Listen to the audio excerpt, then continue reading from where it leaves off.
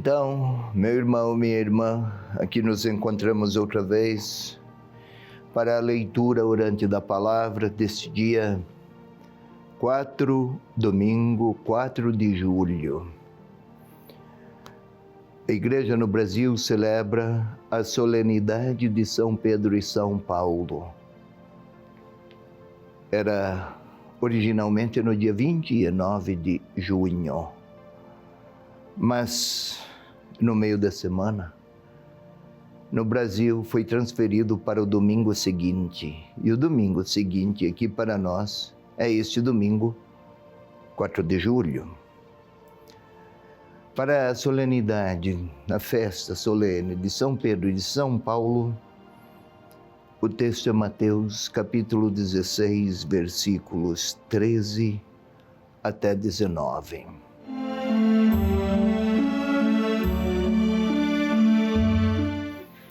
Chegando Jesus ao território de Cesareia de Filipe, perguntou aos discípulos: quem dizem os homens ser o Filho do Homem?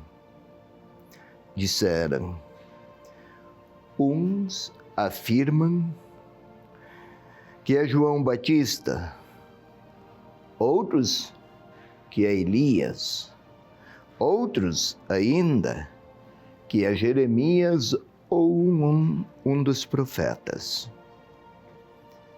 Então lhes perguntou: e vós, quem dizeis que eu sou? Simão Pedro respondendo disse: tu és o Cristo, o Filho do Deus vivo.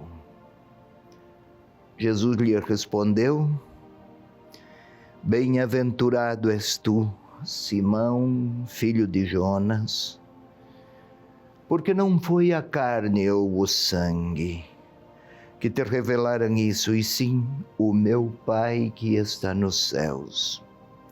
Também eu te digo que tu és Pedro, e sobre esta pedra edificarei a minha igreja.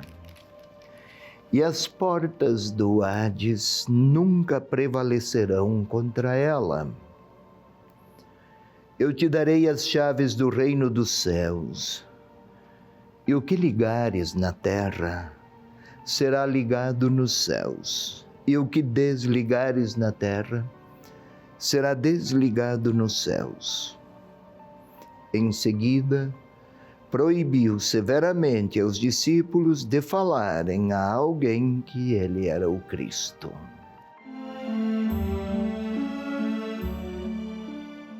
Então, meu irmão, minha irmã,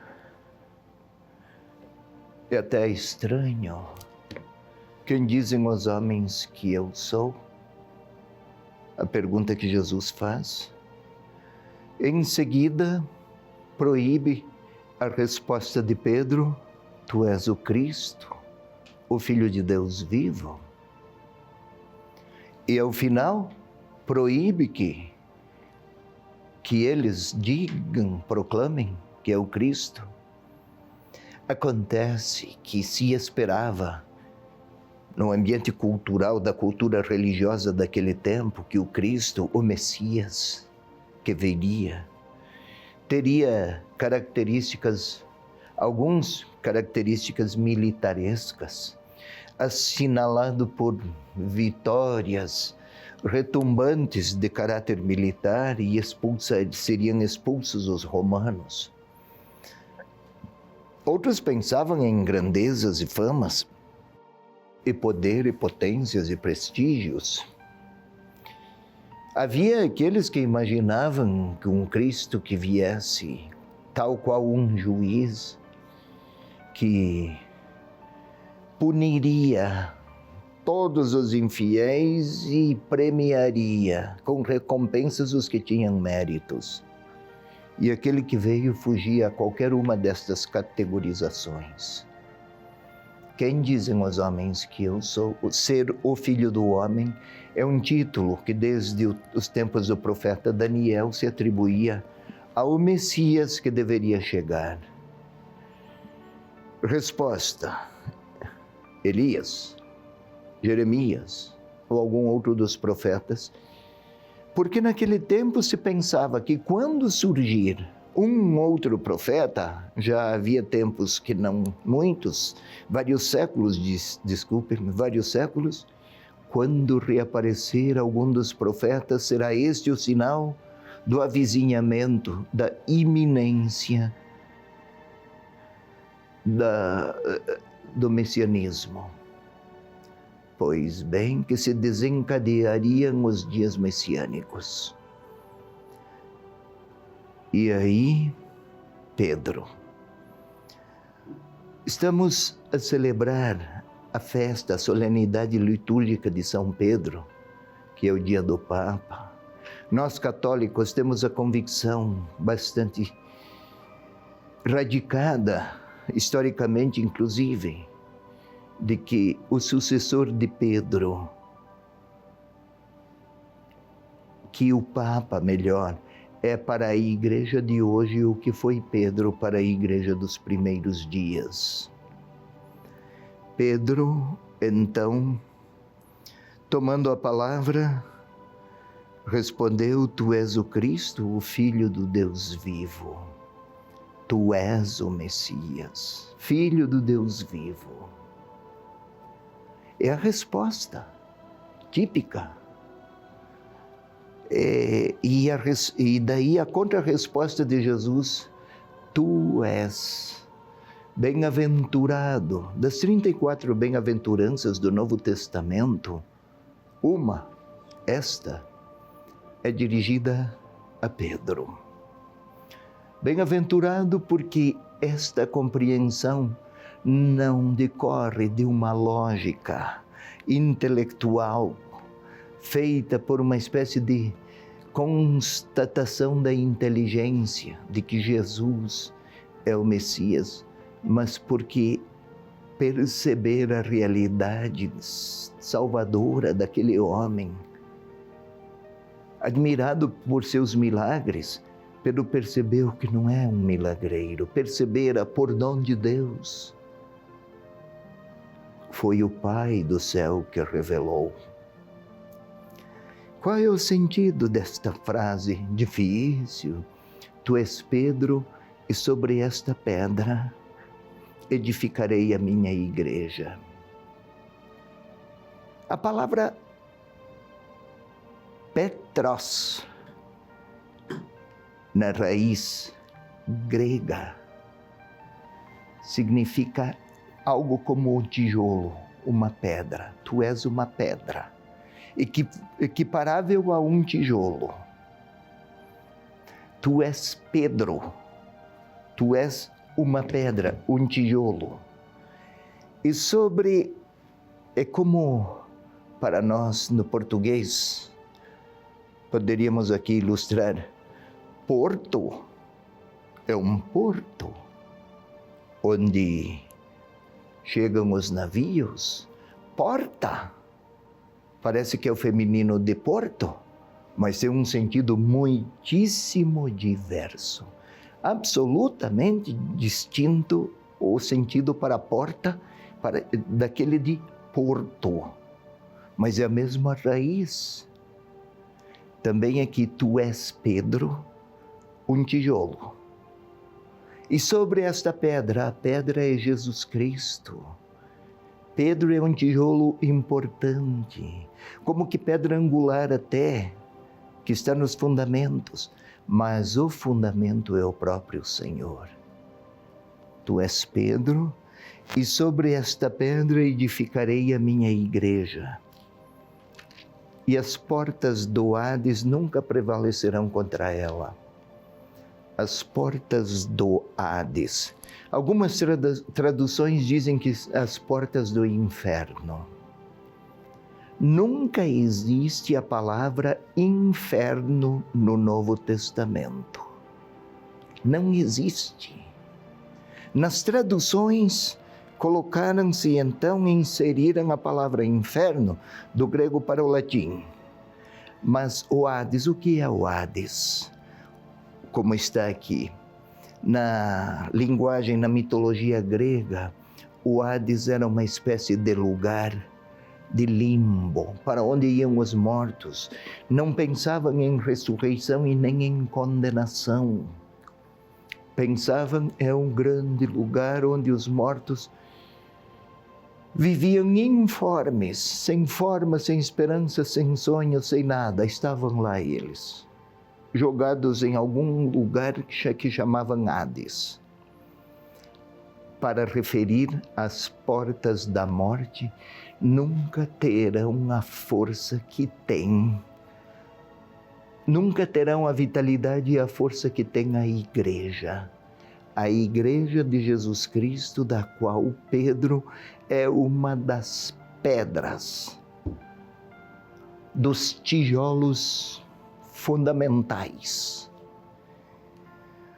As portas do céu, e eu te darei as chaves do reino dos céus.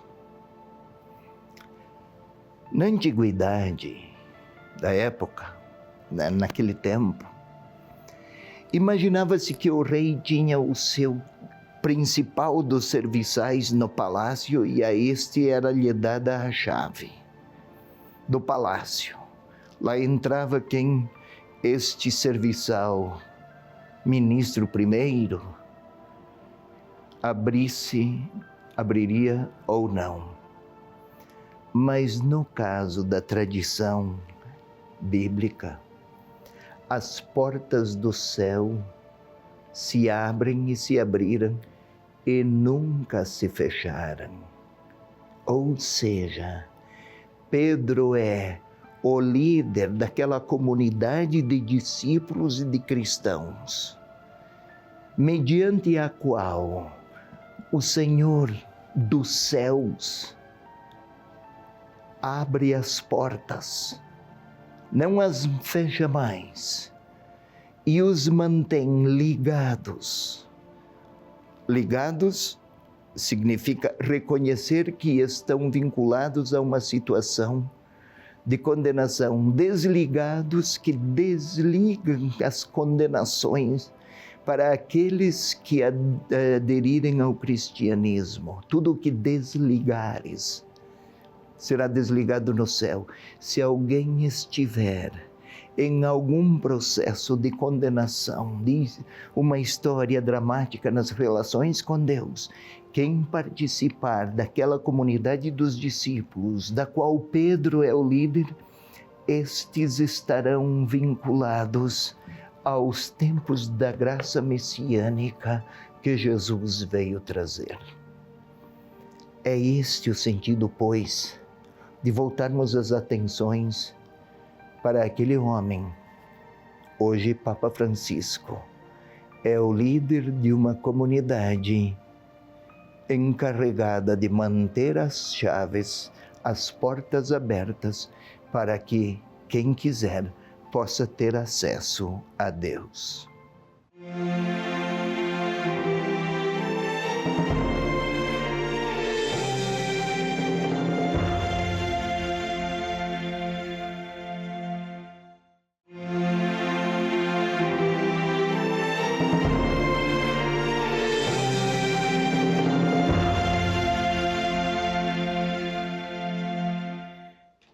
Vamos lá, meu irmão, minha irmã, para a segunda parte da nossa leitura orante. Este domingo, 4 de julho, é a solenidade de São Pedro e São Paulo. E a leitura orante é de Mateus, capítulo 16, versículos 13 a 19.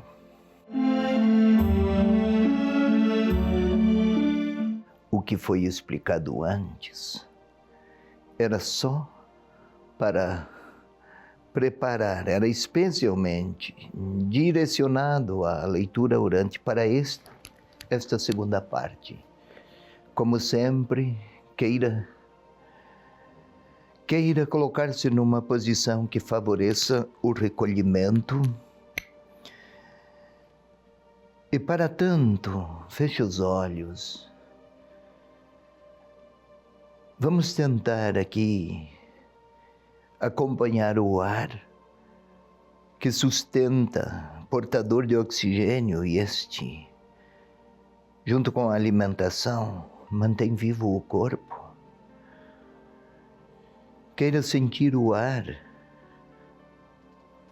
que penetra pelas suas narinas, respire lentamente, silenciosamente, de maneira muito concentrada, tentando perceber o ar que entra pelas narinas, que passa pela garganta, que alcança os pulmões, que os infla, desculpe. Outro ar sai, o que tinha de oxigênio foi absorvido pelo organismo. E é aquela dinâmica que começou desde o nosso nascimento e nunca cessou. É a vida que circula e confere capacidade de subsistência a este corpo, que para além da realidade física também traz o Espírito e desde o batismo o Espírito de Deus. E vamos pedir ao Espírito de Deus que habita em nós desde o batismo, que venha nos ajudar a orar. Vamos orar com a palavra do Evangelho. Vinde, Espírito Santo, enchei os corações dos vossos fiéis e acendei neles a chama do vosso amor. Enviai, Senhor, o vosso Espírito, e tudo será criado, e renovareis a face da terra. Glória ao Pai, ao Filho e ao Espírito Santo, como era no princípio, agora e sempre. Amém. Vamos agora a um novo passo. Vamos imaginar, vamos criar imagens. Criando as imagens que a palavra nos propõe, também entramos, digamos assim, no cenário da palavra e participamos daquele grupo que fala, ouve, toma posição e internaliza em si mesmo a fé que o Senhor quis incutir e a revelação que o Senhor Jesus quis oferecer. Vamos imaginar aquele Jesus e aqueles 12 chegando. Jesus e aqueles 12 chegando a uma vila, Cesareia de Filipe. É uma região esplendorosa, muita vegetação, alto índice de desenvolvimento humano para os padrões da época, se assim quisermos falar. Belas casas, belos campos, 3 correntes de água para uma região de escassas fontes, 3 fontes que formam o Rio Jordão. E o Senhor chega. É longe de Jerusalém, a parte mais distante da Palestina. Mais distante, dentro da Palestina, a parte mais distante de Jerusalém. Lá Jesus lhes pergunta: quem dizem os homens ser o Filho do Homem? Jesus tinha feito muito sucesso, tinha grande prestígio, muita credibilidade, muita fama e respeitabilidade da parte do povo, hostilidade da parte das lideranças religiosas. Vamos tentar ver Pedro respondendo em nome dos 12: Tu és o Messias, o Filho de Deus vivo. Os outros também concordam, talvez até sorriam, porque a resposta de Jesus também foi elogiosa. Bem-aventurado és tu, Simão, filho de Jonas, porque tudo o que respondes é um dom, é dado pelo Pai que está nos céus. Tudo parece fortemente assinalado por uma atmosfera de certezas e de convicções, e também de expectativas. E aí, um novo passo, tentemos imaginar Jesus a dizer: tu és Pedro. Pedro, dentro nos quadros de uma construção, pedra não é necessariamente o fundamento, mas é um dos tijolos principais, neste caso as edificações de pedra, uma espécie de pedra angular. Sobre esta pedra edificarei a minha igreja. Somente aqui nos evangelhos se fala de igreja, aqui em outro momento, 2 vezes, sempre em Mateus. Não igreja é edifício, comunidade de discípulos. Podemos ver o Senhor a dizer que as portas do Hades, ou seja, aquela realidade histórica na qual é contemplada também a realidade humana da morte, a dimensão humana da morte, isto é, a certeza de que todos vão morrer. E morte não significava apenas o fim da biologia, da existência biológica. Morte significava o fim da existência humana, fim dos afetos, do espírito, da capacidade de amar, fim da razão, término de toda a capacidade humana de se relacionar.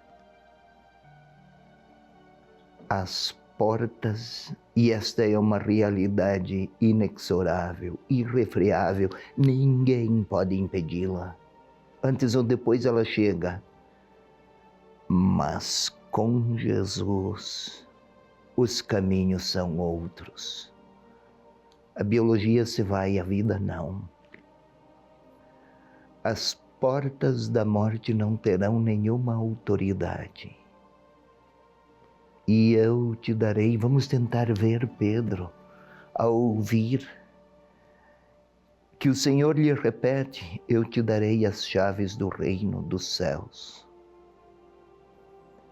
Quando se trata de chaves do reino dos céus, nunca nos tempos bíblicos se fala de poder de fechar, é o poder de abrir. Eu te darei as chaves para que mantenhas abertas as portas, as possibilidades de chegar a Deus. Esta é a missão por excelência de Pedro. Vamos tentar ver aquele Pedro, pescador, semi-analfabeto, talvez analfabeto, a pensar-se pequeno demais, ante a magnitude daquela responsabilidade. Mas vamos a um novo passo. Agora ponhamos-nos lá, um daqueles 12, e o Senhor a olhar para mim e perguntar: quem dizem os homens que eu sou? Para você, o Senhor está a perguntar a mim, bispo, a você, meu irmão, aí na sua casa, minha irmã, para você, quem sou eu? Pedro acertou. Todavia, logo a seguir, quando o assunto foi à cruz, ele não conseguiu compreender. Talvez o Senhor esteja a olhar para mim também e seguir a pergunta sobre a cruz. Nos meus momentos de pequenez, de cruz, de sofrimento, como é que eu reajo? O que é que eu peço ao Senhor? Se, como Pedro, digo que é filho do Deus vivo, falar, Convencer-se intelectualmente não é tão difícil, mas aceitar que aquele que é o Salvador, depois de tantos milagres que Pedro viu e que eu talvez tenha contemplado tantas maravilhas, o que digo do Senhor? Em que grau sou capaz de oferecer, de apresentar-me ante situações de pobreza, de dor, de dificuldades, nas experiências de cruz? Como é que digo ao Senhor? Que palavras lhe falo? Peço-lhe mais milagres ou quero lhe afirmar que estou disposto a segui-lo até nas circunstâncias crucificantes? O Senhor olha para mim como olhou para Pedro quando perguntou: quem sou eu para vós? Agora pergunta a mim. É hora de eu lhe responder, desde o meu silêncio, pronunciar a minha palavra, que é a resposta orante.